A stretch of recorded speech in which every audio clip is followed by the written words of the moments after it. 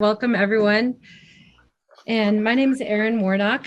I've been working with this amazing group of Lincoln citizens and passionate folks trying to keep Lincoln School vibrant and open to all of our children free.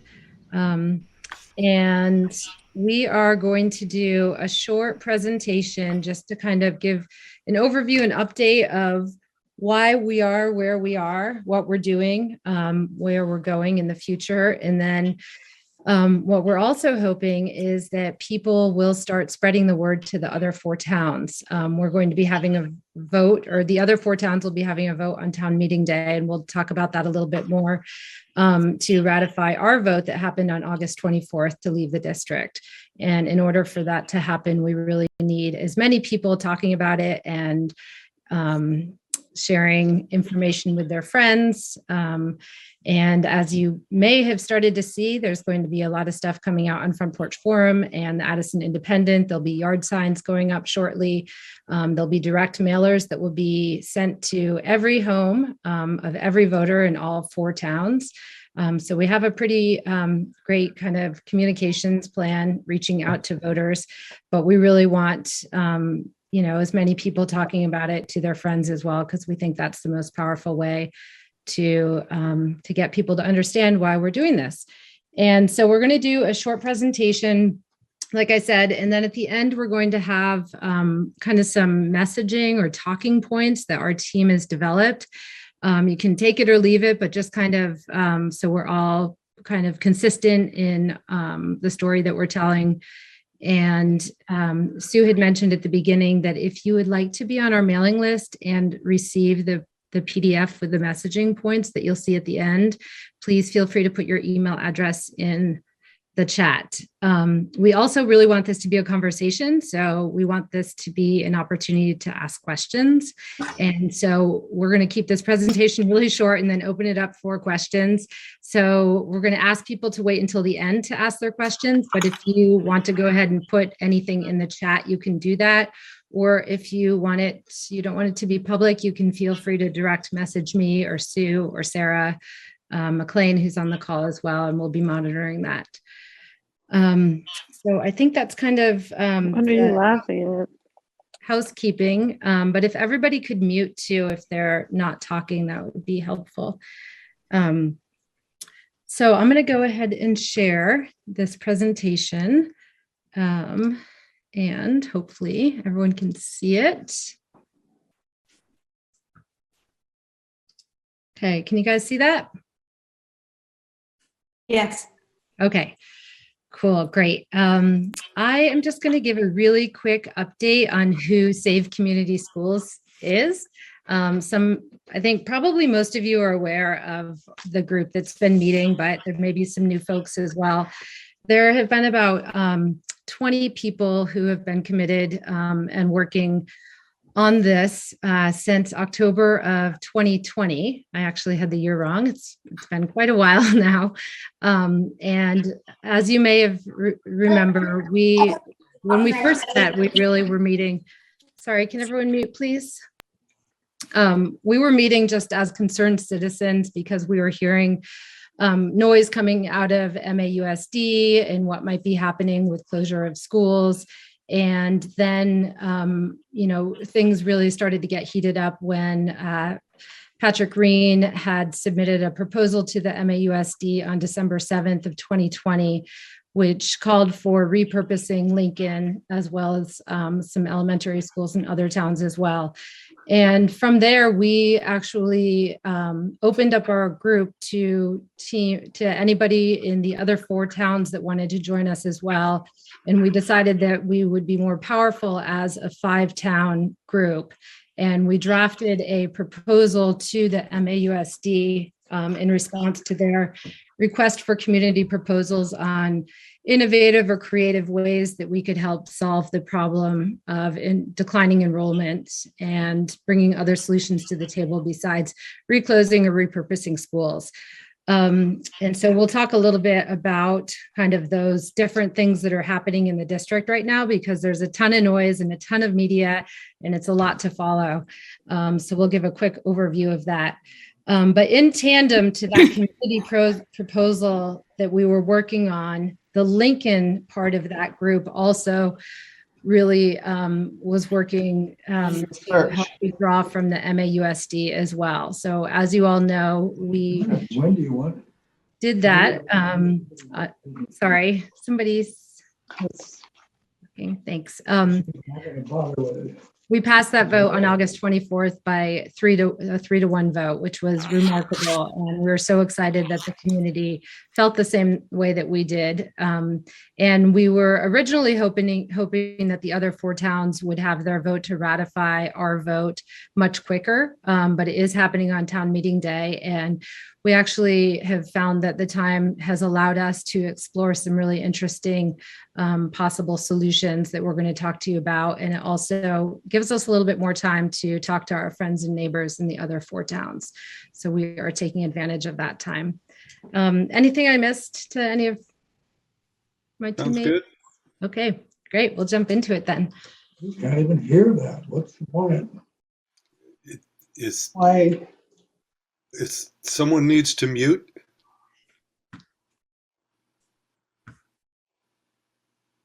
Yeah, I think you're good. I have the power that I can mute people. I just realized. So, Oh my gosh. okay, go ahead.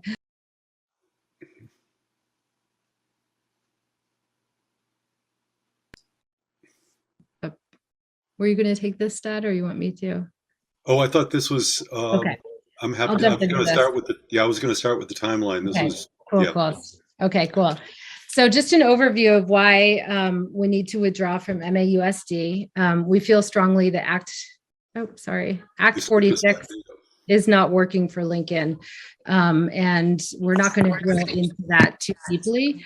But we also feel that there is a conflict between MAUSD and merger committee decision-making. They are working on 2 different paths that we feel like don't work in tandem with each other and could possibly end up in giving towns or taking the vote away from towns. So the timeline of making and implementing the MAUSD decisions on the community proposals along with the merger committee decision making is not in tandem or working with each other. They've also done a fast track merger study with Addison Northwest, as you may know. We feel that that is the second part of the superintendent's proposal that is getting fast tracked, and we feel strongly that we don't feel that our children should be going to Virgins for school and bused 2 to 3 hours a day, among many other reasons. We also feel like there's a lack of commitment to allow towns the right to vote on school closures. And any of you who've been following the school board meetings and the merger study committee meetings, it's been a topic of conversation quite a bit. And there's been really a lack of clarity or decision making around that. So we feel like there's a small window where we can actually get out of the district before our opportunity to do so may close. As you may know, and as I mentioned before, the proposal to repurpose Lincoln School is in effect, we feel school closure. It would be sending our kids K through 6 to Bristol Elementary. So they would not be having their main elementary education at Lincoln School.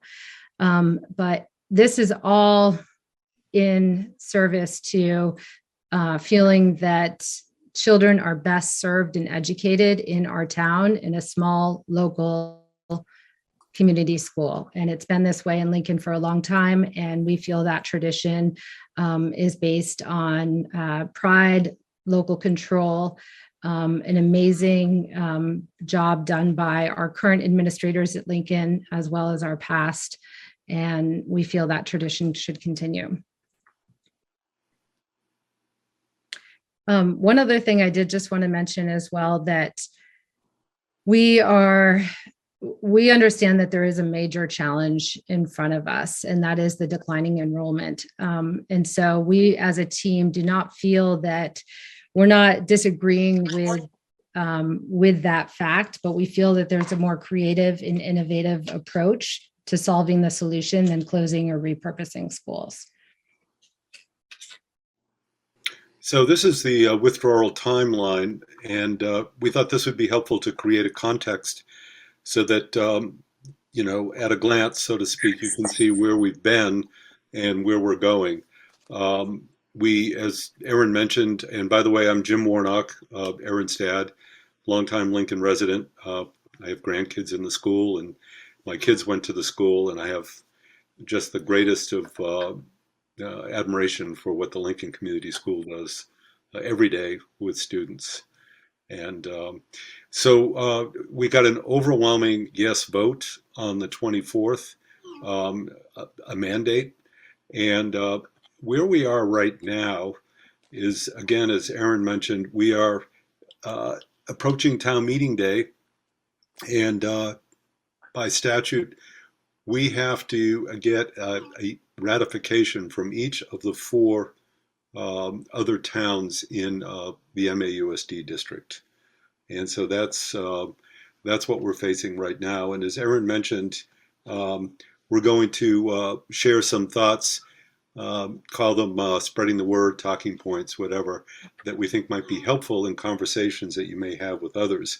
And our purpose there isn't to tell people what to say, but more to ensure there's some consistency in terms of the messaging that folks are going to hear, whether they live in Moncton or New Haven, Starksboro, or Bristol. If we are successful in getting the four-town ratification, then we will be appearing in front of the state board, which will conditionally approve the withdrawal. And then we're going to have to create a school board, and we're going to have to develop an exit agreement for how we will leave the supervisory union that will have to also be approved by the other towns as well. And for those of you who did follow Ripton's journey, all of this is something that happened, were steps along the way that happened with Ripton. If we're successful with that, we'll get the state board final approval. We'll elect a school board, we'll create a budget, hire staff, and there are a couple of options, and we'll talk about those momentarily in terms of a supervisory union. By statute, the state board would assign us to an SU or possibly allow us to be our own SU, which is what happened has happened with Ripton. And then eventually, when all of this has been accomplished, the Lincoln Community School would be running as a public K-6 school, and students in grades 7 to 12 would attend Mount Aber area schools. Paul, I don't know if you want to take just a brief moment to mention what happened today with the state board before I get into the next couple of slides. Sure. The State Board of Education made a decision making Ripon their own supervisory union. On the one hand, it's good news because it means Ripton can move forward and don't have to continue their discussions with Addison Central, which is their unified district, which proved to be frustrating. The board emphasized that their options were limited. We can disagree with that, but that's where they came down. And I think, as Jim is going to talk about, that frees Ripton up to have conversations about supervisory union with us. Great. We'll go to the next slide, Erin. So just a very brief history. Ripton's had a very difficult experience with the state board, as Paul just referenced. There is some closure to that now. We had been really kind of drawn to the letter that Secretary Dan French from the Agency of Education submitted, ironically, on the same day as our withdrawal vote in Lincoln. But it was his recommendation that that the state board consider making the Ripton School District its own SU. the language in the final paragraph of that memo that he sent to the state board, in many ways, could be perceived as an invitation, um, citing what he referred to as regional instability and the likelihood of other towns choosing to withdraw. It may be prudent for the state board to consider permitting Ripton to be its own SU and to consider the possibility of other configurations emerging that cannot yet be contemplated with any specificity. So we have been meeting with members of the Ripton board in conversation, discussion about the logistics and the vision, really, of creating an intermountain supervisory union for our two towns. And we have also enlisted some critical friends who have become really significant thought partners. Dylan Patrick, who's a founding partner in the Holistic Impact Foundation. He's been working gratis with the Ripton board in supporting them in their efforts, and has now become a thought partner for our joint exploration here. And Jeff Valance, who is a former principal and superintendent with tremendous small school experience from Lyme, New Hampshire. If you want to go to the next slide, Aaron.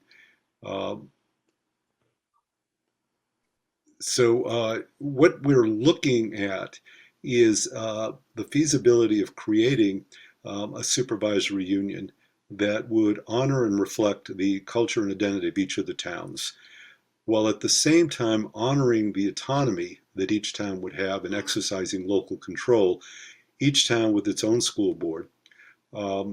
In order to accomplish this, we've recognized the importance of coordinating school schedules to facilitate sharing of staff and to facilitate other efficiencies, which would make this a sustainable and a doable proposition. And of course, central office expenses would be shared as well. Just a quick comment, the whole reason why we need to be affiliated with a supervisory union, a school district, or be our own supervisory union is so that we can have central office services, which by statute are required for special ed administration, for processing federal grants, and a number of other reasons. There's an interesting statute that spells out some 12 or 13 responsibilities that have to be accomplished. And so that's I guess if we had to describe it in 25 words or less, it's about honoring each of the towns, getting the job done of sharing the important expenses to get central office work done, but at the same time honoring the autonomy that each of the towns has as a separate school district. And our last slide in this piece, Aaron. Some of the advantages that we see and that have really inspired us in taking on this work is the opportunity to vision something proactive and unique for our schools. And I would add also that as experienced by the, I guess by the decisions or lack of decisions by the state board over the past number of months, and Paul's comments about what happened today, we see ourselves as taking advantage of an opportunity to create something that does not hitherto exist entirely, which is the opportunity for two small town school districts to merge together to form their own supervisory union, building on our strengths and not continually giving up or reducing, but actually growing our two schools, continuing to support the values of each of the towns, ensure that there is increased and really robust community involvement in the schools, and certainly take advantage of our physical proximity of our schools to share resources. We're pretty excited about this direction. And of course, I think our excitement will definitely increase if we're fortunate enough to get the 4-town ratification vote. Just as Paul mentioned, Ripton is freed up to a certain extent now to really pursue this with some gusto. we feel that that's what's awaiting for us if we're fortunate enough to get this 4-town ratification vote.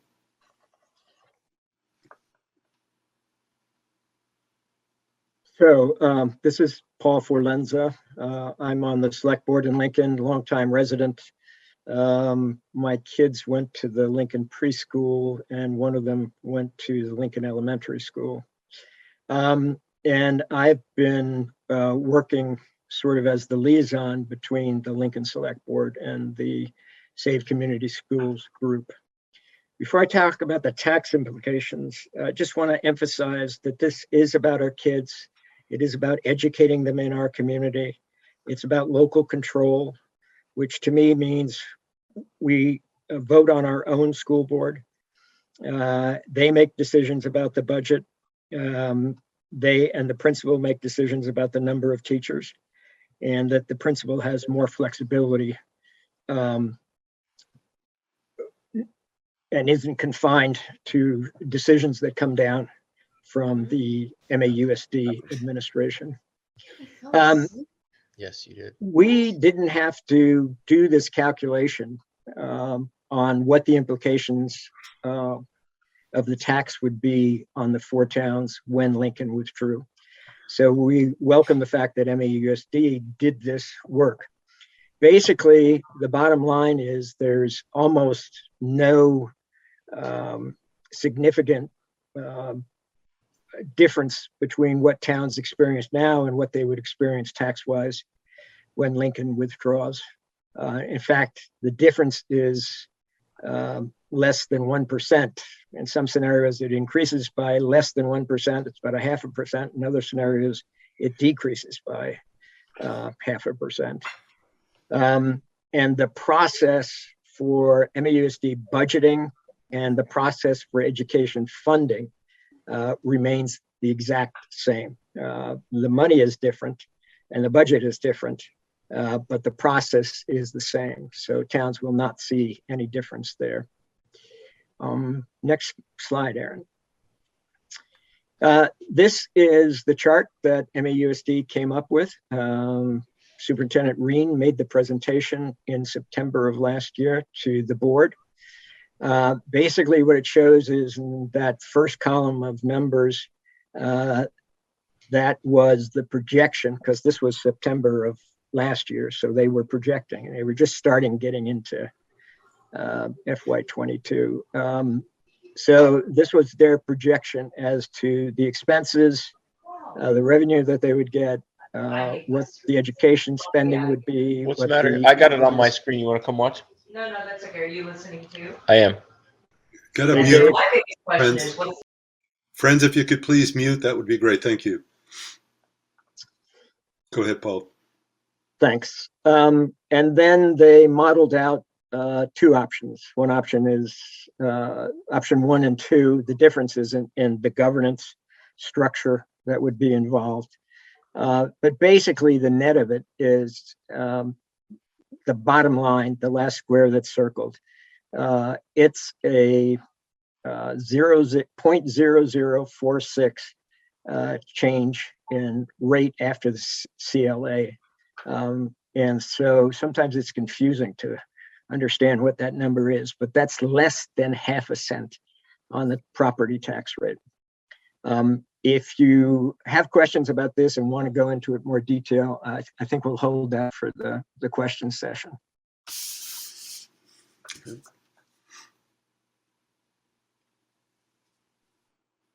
Great. So hello, everyone. I'm Sarah McLean. As Jimmy illustrated earlier in an earlier slide, we are in phase 2 of Lincoln's withdrawal, and we need the other 4 towns to ratify Lincoln's vote. So we're asking all of you to serve as ambassadors and to just spread the word. And we have some suggestions, some talking points, just so that we can be very clear and what we're working to do, and the tax implications, why we believe it's best for our children, and the possible impacts that it'll have on our surrounding towns and community.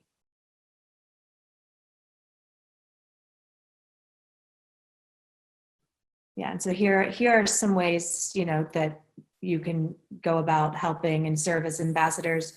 Um, you know, you can read phone calls, emails, social media. Front Porch Forum is great.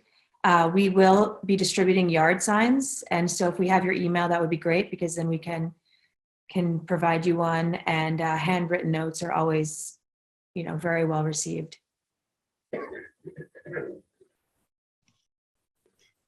Thanks, Sarah. My name is Sue White, and you wouldn't believe what amazing group of people this is to work with. I've been energized weekly for the last 15 months with the conversations that we've had around commitment to our children at LCS and the staff and the team that works there.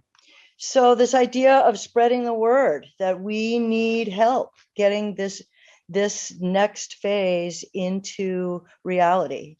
And that is going to be happening on town meeting day, where each of the other 4 towns in the MASD, Bristol, Moncton, and New Haven, and Starksboro, will all be asked to vote to ratify Lincoln's decision to withdraw.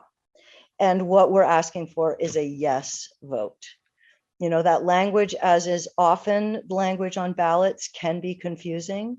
So we're looking for a yes vote to ratify.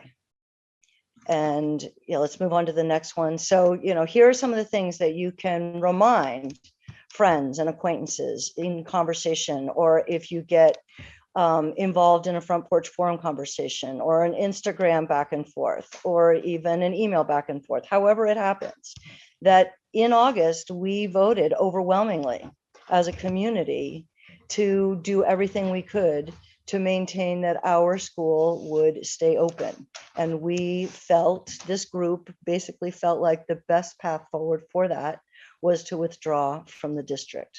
And I think all those things have been iterated pretty well by different folks around the vision for the district, the vision for a merger, the vision that basically potentially leaves the smallest of the community schools out of the vision.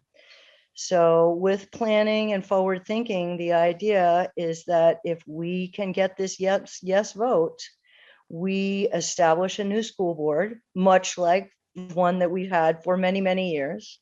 Obviously, we had a Lincoln School Board for way longer than we've had our 2 representatives on the MAUSD board.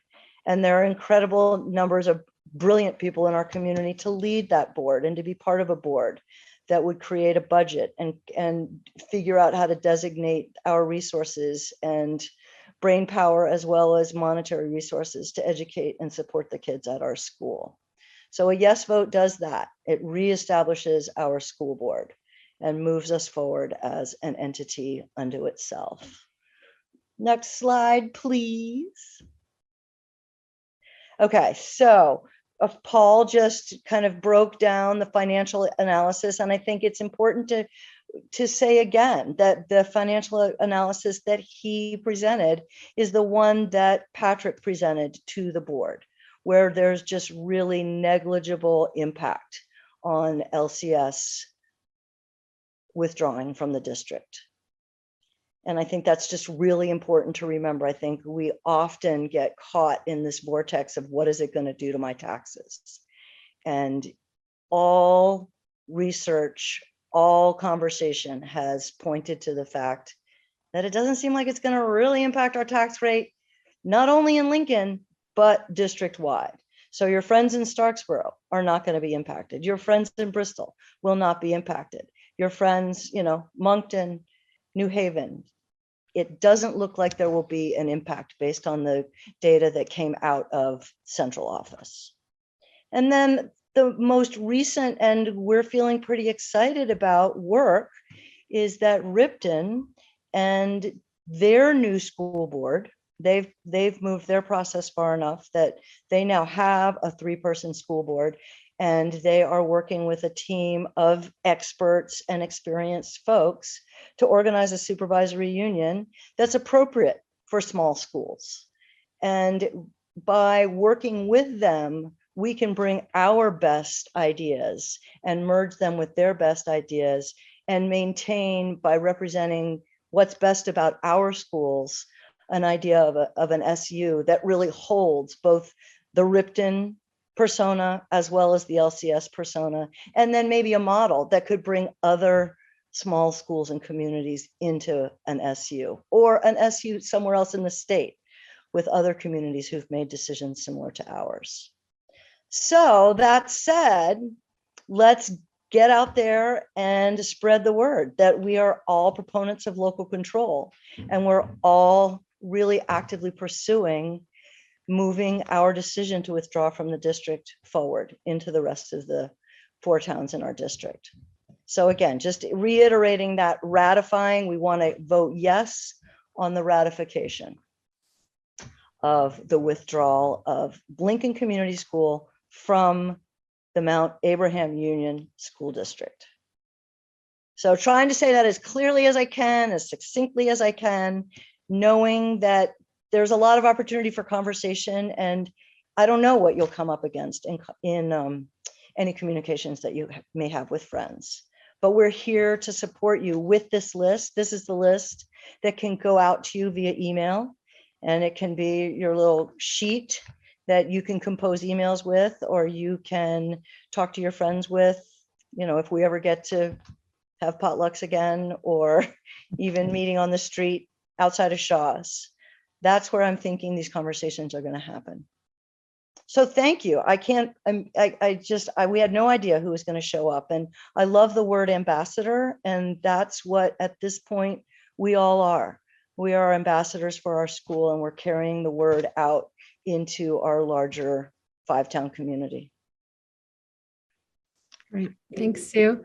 Again, if you haven't left your email address in the chat and you would like to receive those kind of talking points and be on our email list, go ahead and add that. And then also, we do have a website, as many of you know. It's recently been updated, so there is fresh information on there, and it's a great resource to point people to as well. And that is savecommunityschools.org. Is that right, Andrew? Yeah. Okay. Okay, cool. And I'm going to actually, there was a question sent to me, direct message here. So Paul, I'm going to throw this to you and or Jeannie. Here's a question, just a reminder of what the tax implications are for Lincoln.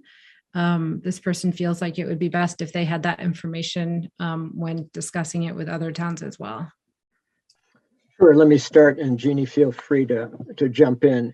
So we spent a lot of time educating ourselves on the complexities of education funding, and decided to build a model. The first part of the model is, what is Lincoln spending now to educate all our kids, the kids that go to the elementary school and the kids that are going to the middle school and the high school. And so we used the budget from FY21, since that was a known entity. And then we ran a couple of different scenarios as to what it would look like for Lincoln, and did a lot of work, Jeannie especially, on trying to figure out what the SU costs would be. And we did get some help from the administration. Floyd Davison, the business manager, was very helpful. But the net of that whole thing is, and we can send you those slides, the net of the whole thing is, again, in Lincoln, there'll be very little change. I don't remember the exact numbers, but we can send you those. But yeah, it's just insignificant. It's going to go up or down by a few dollars. Now, having said all that, we have no idea how school financing is going to happen in the future.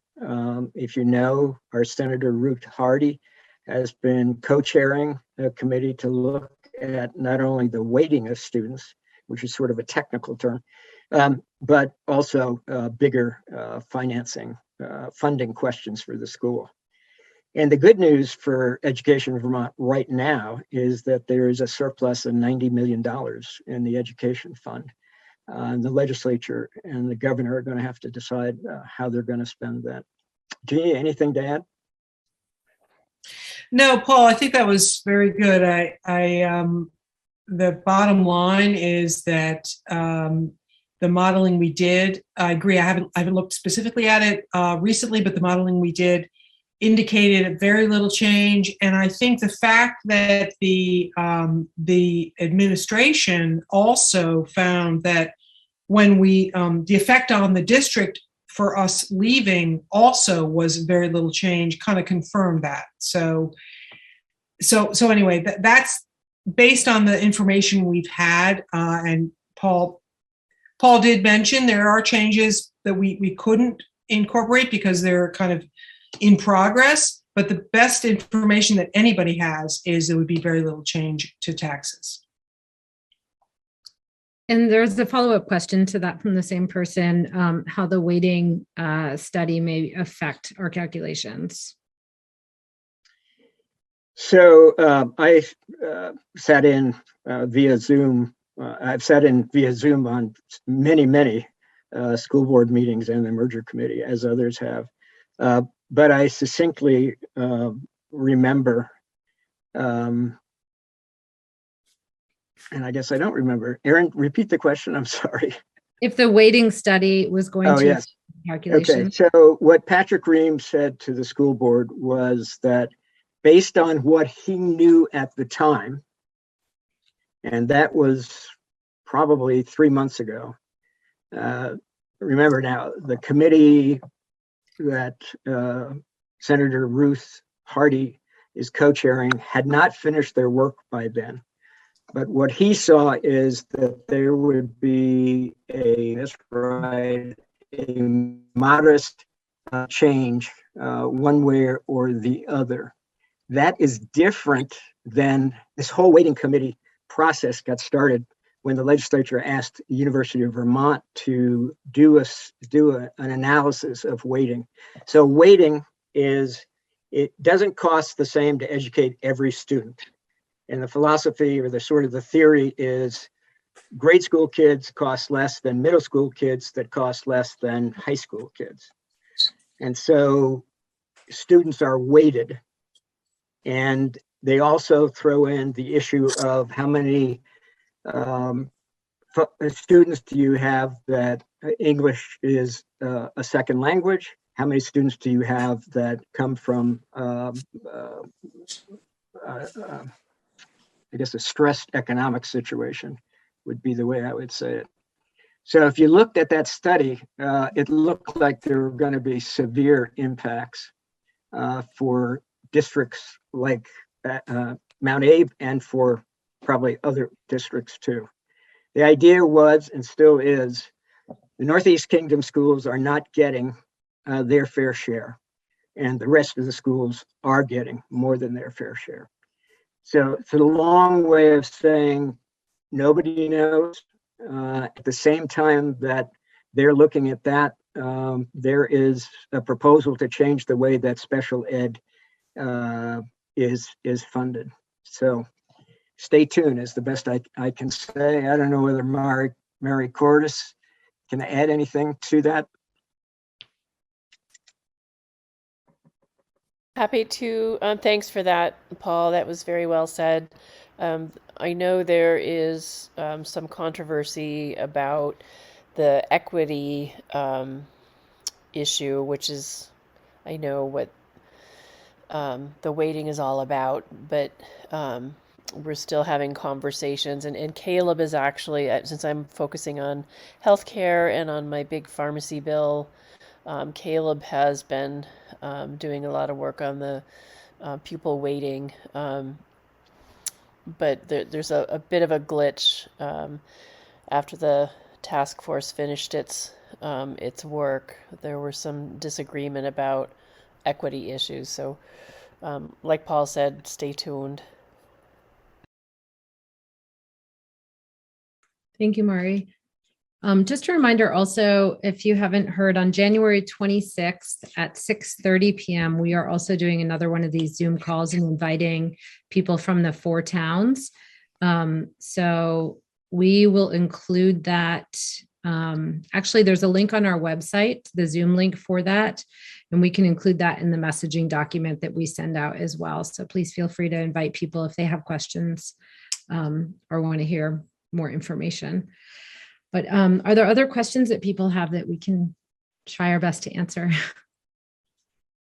I'd love to articulate, I see Mike Fisher's got his hand up, but I would love to read Mark Mulqueen's comment in the chat, just because I think it's really worth underlining. And it says, I think it might be effective to talk to people about the independent nature of Vermont and our respect for the choices made within a community. Asking the 4 towns to honor our choice just as we would theirs. Mark, you say it so beautifully. I think that's really, really compelling. I think that was kind of encapsulated in the idea of local control, but the way you've said it is so human and connected that it's just really a reach out. So thank you for saying it that way. Now I'll let Mike talk. So thanks everybody who's worked so hard on this. I have had my times where I've focused on these issues, and lately has not been one of them. So I have not been attending meetings or school board meetings or the like. So I wonder whether, of course, the school board can't actively campaign about this issue, but I wonder, for those who have been paying close attention to the school board members, whether you think they will be quietly advocating against a positive vote in the other towns, school board or superintendent's office. Mike, if I could just take a first crack at that. I don't think there's a concerted effort to do that. My own feeling, and it's just a personal feeling, is that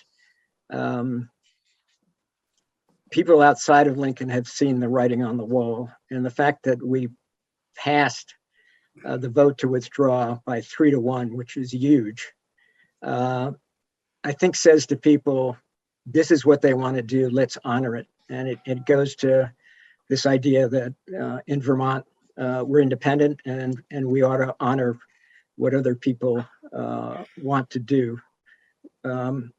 So I don't see it, but it is possible that there are individuals who are doing that. I'm not concerned about that, frankly.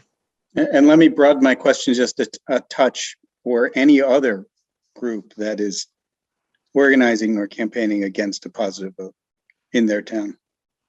Hey, Mike, I personally haven't heard of anyone campaigning against. We have gotten some questions, of course, throughout the process of people pushing back. And we've had some really great conversations. And I think for the most part, people have come to see like our perspective on it.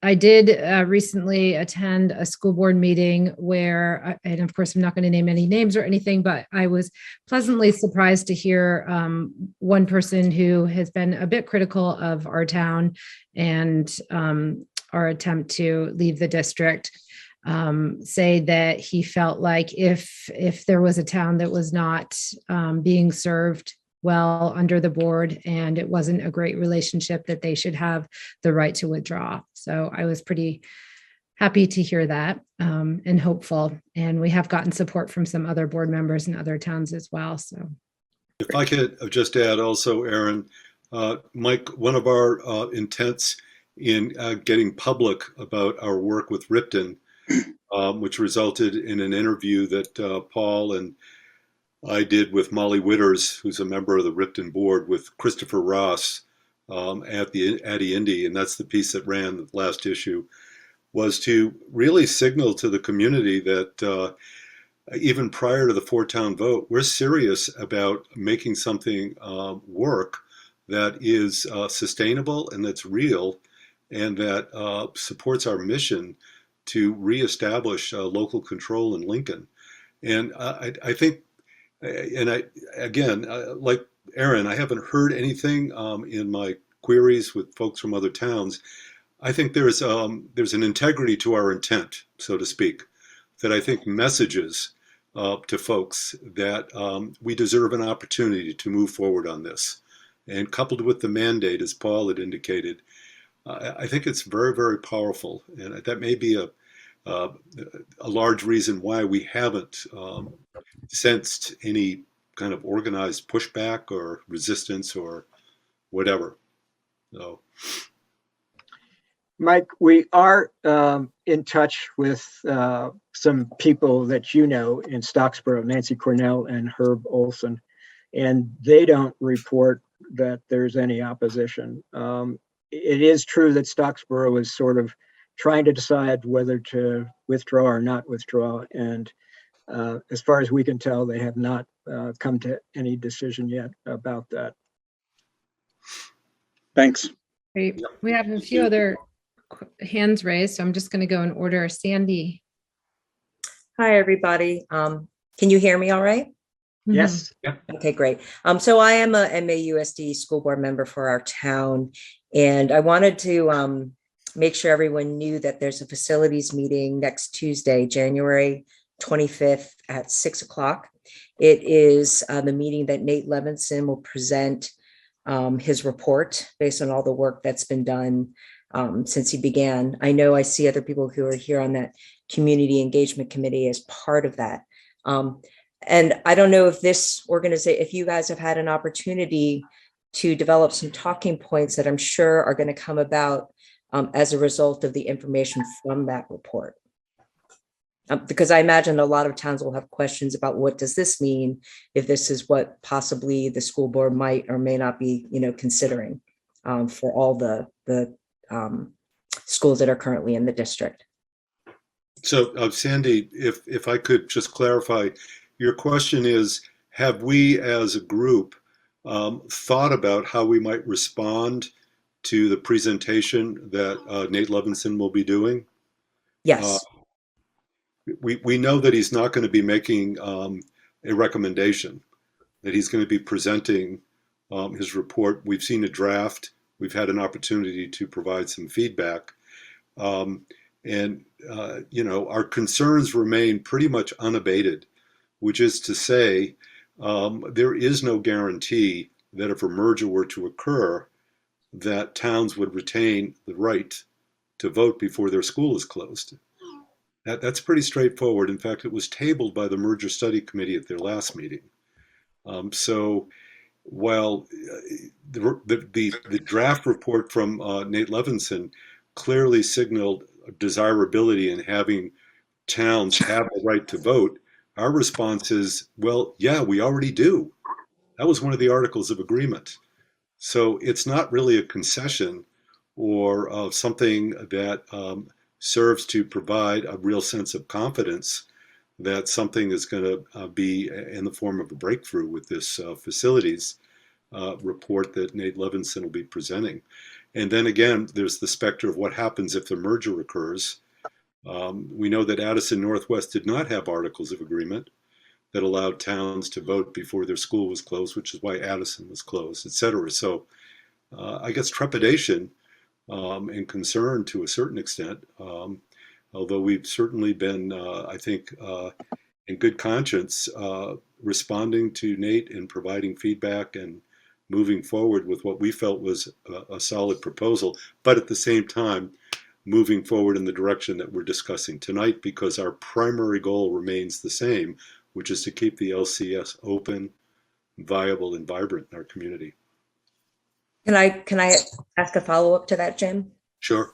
So, I understand the concern from the Mergers Committee perspective, because clearly if that were to be presented, all the towns, they could present, a new Act 46, but it would be something else that didn't put something out there to allow towns to be able to vote first before closures. Of course, there are many steps that have to be taken before that actually happens. I don't know if everyone is aware, at meeting back in, October of last year, I'm sure you guys were aware, the board, it's a very narrow definition, was pretty clear that we were saying you can't remove all students from any of the schools and not allow that town to vote. We basically said that that constitutes a closure. So at least under the current articles, I think the board spoke pretty clearly and in support of maintaining that autonomy of towns to make that decision under the current articles. So just in case anybody missed that in this group, but I do understand the concern. I guess my point is that if the towns were allowed to still maintain that, if there was some security behind that, does that change the analysis? I know that you were one of the proposers. There's some others, and I'm trying to somehow keep my mind open to all the possibilities because we have these proposals from the community that include keeping the whole district together. And yet at the same time, we have this proposal for Lincoln to pull itself out. And I'm trying to figure out how to keep my mind open about that as we're barreling towards this, March town meeting day. So Right. that's why because I asked these questions, I imagine there are probably community members who are asking the same questions. Fair enough, Sandy. Yep. So, Sandy, I really appreciate that and appreciate your work on the school board and the fact that you brought forward the motion about if K through 6 students are moved, then that's closure. I think our concerns go a lot deeper than that, and it's sort of I feel it's sort of hard to be heard in both the merger committee and the MAUSD board. It's not to be critical of board members because I really appreciate that the only job harder than being on the select board is being on a school board. You're all volunteers. These are very complicated matters, some of them legal. I think you may be the only lawyer on the board. But it just seems to me when I hear Dave Sharp raise some issues about can we, have a vote on this? And he raised the same issue on the merger committee 3 times, and nobody seemed to want to address that. So I am very concerned about if the merger happens, what capability will be to decide on the future of our town.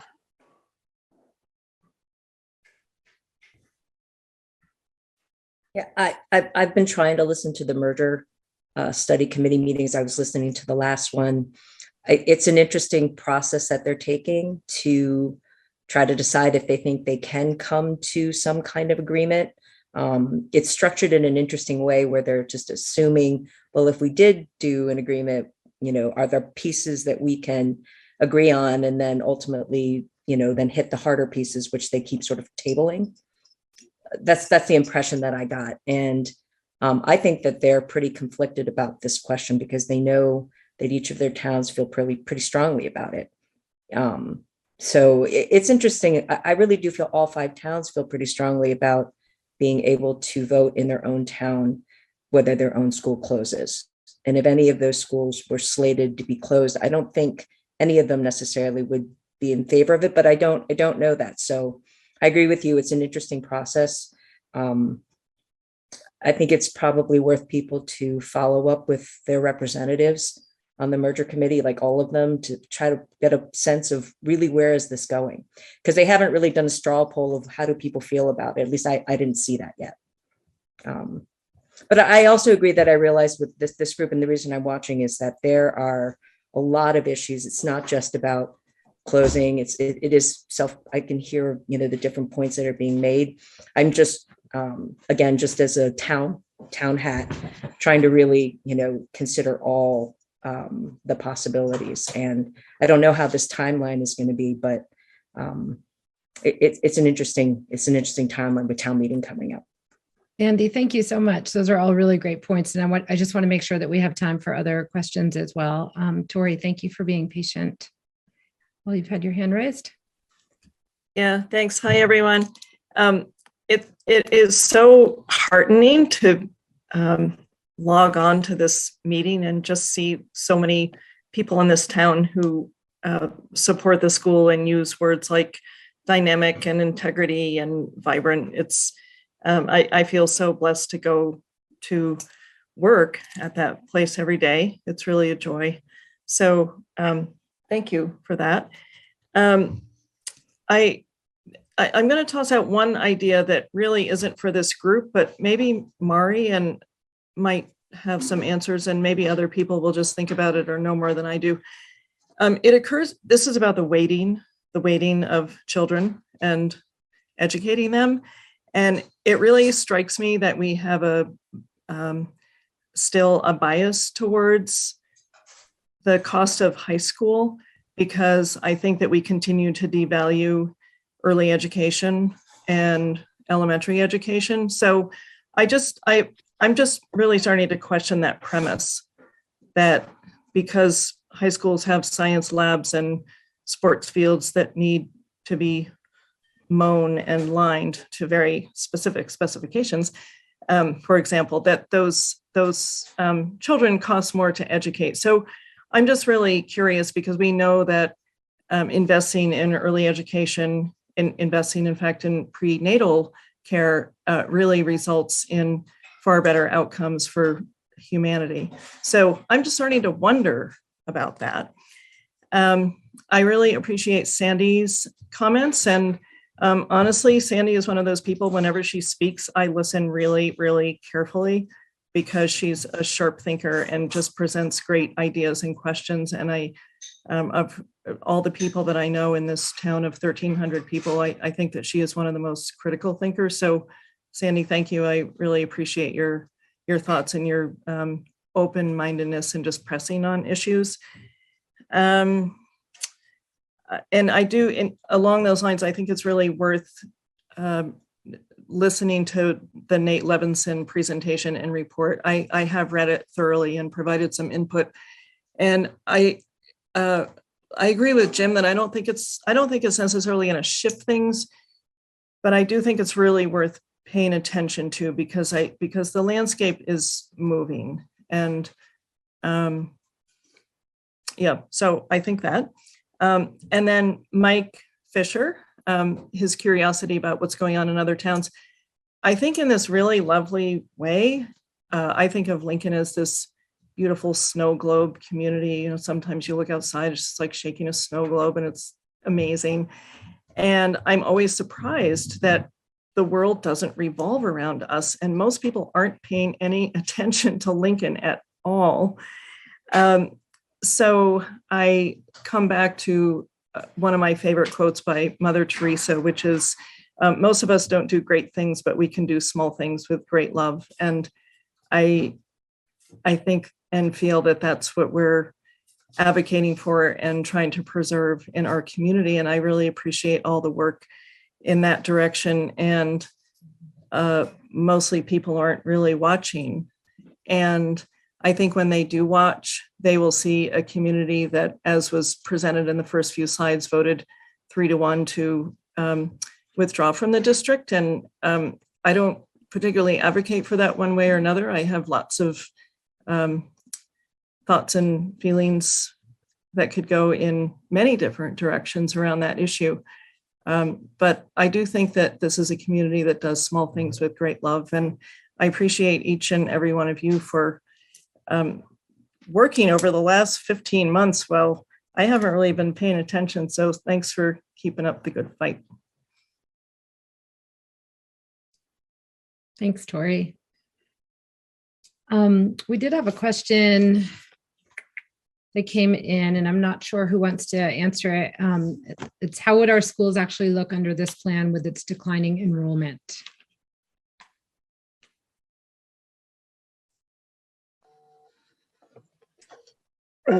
Jim, I'm sort of hoping you'll take this question.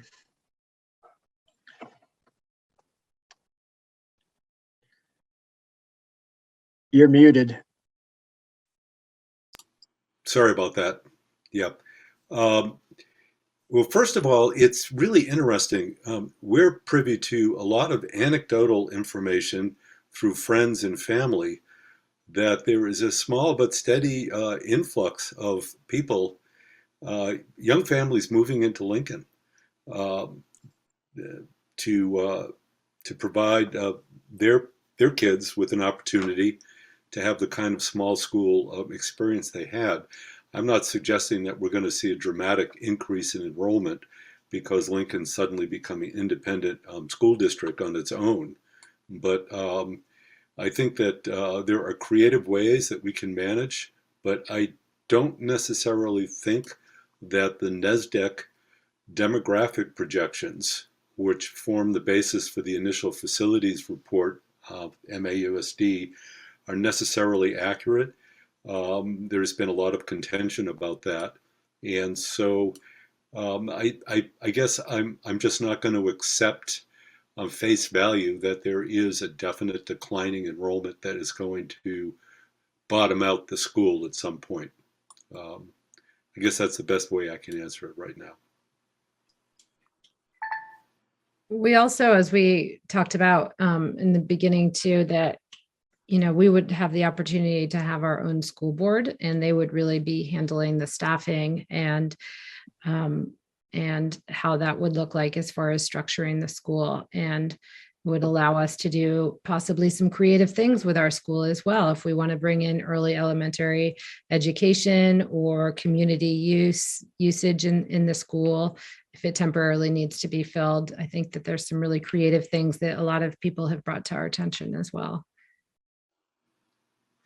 I'd just love to jump in there too, Erin. You know, as a parent of a young kiddo and part of the cohort of kids that will be heading to LCS, I can say that, you know, we are a mighty group, and there's a lot of young families with kids at the Lincoln Co-op preschool and kids that will be going to the preschool that will head to LCS. And those NASDAQ figures are, you know, a little bit, they're not as direct in terms of the local realities on the ground. And I think if Lincoln does successfully leave MAUSD, we will have a really nimble school board that can approach the uniqueness and the realities of the enrollment from year to year, instead of looking at it at sort of a broad 30,000 feet lens. It'll be really rooted in the community and responding to what the enrollment looks like locally.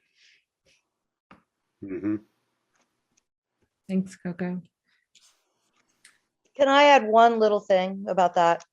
You know, people ask, what will LCS look like if we move forward with that?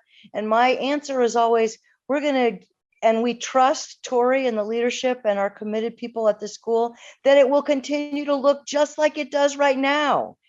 And if we weren't doing this, my deep belief is that we wouldn't be able to be saying that, because the plan for our district is something else for LCS. And that's where this whole thing sprang from. All right, any other questions? Looks like Sally Ober's got her hand up. Sorry, Sally, hi, manual hand. Hi, I just wanted to echo what I'm hearing from Sue and others, that as your town clerk, I meet new people who purchase homes here, and I cannot tell you how common it is that when someone says they've moved here, they say it is because of Lincoln Community School. This is where they want to raise their children. And I have people come in all the time saying, can you, like, do you know of any place for sale? Because they want to come here to be with their families and have their children grow up here. And it is more often than the New Haven River or the beautiful environment that we live in or the wonderful community that we live in. It's almost always about the school that people say why they're here. So it's just like, I think it will continue. We have a great reputation for a reason. It's because we educate our children well and our community is involved. And this is a prime example of what's going on right here, is that our community cares and enough to work really hard to preserve that. So I don't think, I'm not that worried about people coming to live here and raise children here at all. Right on. It might be a fun little exercise just in the participants. Anybody that moved here to Lincoln to send their kids to the Lincoln Community School, will you raise your hand? Well, a lot of people are off camera. On camera. You can raise your hand in like the little chat thing too, and the Right. participants. For sure. My husband built a house in New Haven, beautiful house. And then when it was time for my kids to go to school, I had him build me another house in Lincoln. Good man.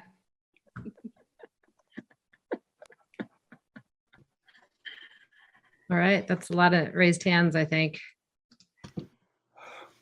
Thank you, Sally. That's awesome. And thanks for your help in some of the research we've done as well.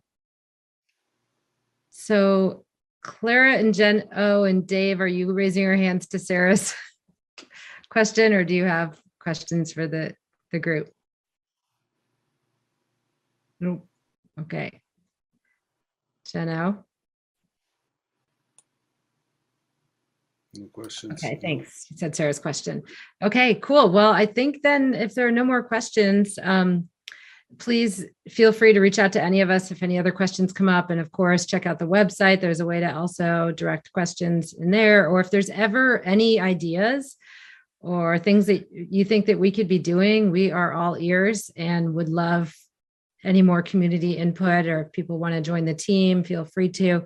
And then of course, on the website too, any ideas or edits or anything that you think would help drive traffic there and provide people information, please let us know. And be on the lookout for yard signs. They're coming to you. And also the meeting, there's another meeting with all 4 towns invited, same time next Wednesday, which we have the link posted on the savecommunityschools.org website. And then you'll see, advertisements and posts in Front Porch Forum as well. Sarah, I'm a little confused. We started tonight at 7. Does the meeting on the 26th start at 6:30 or 7? 6:30. 6:30. 6:30. Okay, 6:30. fine. Thank you. Yeah. Thank you, everyone, so very much. Thanks, Meg. Thanks, everybody. Thank you. Appreciate your time. Thank you so much. Have a good night. You too. Thank you. Bye.